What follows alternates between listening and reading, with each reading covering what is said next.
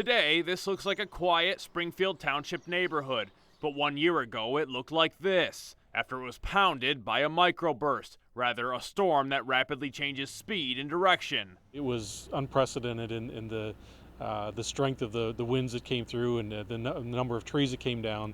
Residents easily recall that day. And I could not believe the destruction that there was. I've lived here all my life, and we have never seen anything like this before. And while most of the area has been repaired, some reminders still remain. Brian Lowe's house was crushed by a tree with him inside.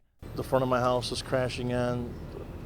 Everything's falling on my head. But without insurance, Brian could not afford to rebuild. Today, this front porch is almost all that's left. Brian wasn't home, but neighbors say he still lives on the property in a mobile home set up in the backyard.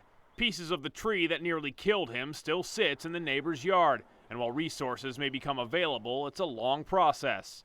Unfortunately, those things are slow in happening, but we are still working to try to help with those things. Christopher Zimmerman was killed by a falling tree.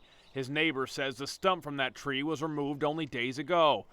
Another neighbor says after trees riddled this house with holes, the family just packed up and left, and now it's listed for sale.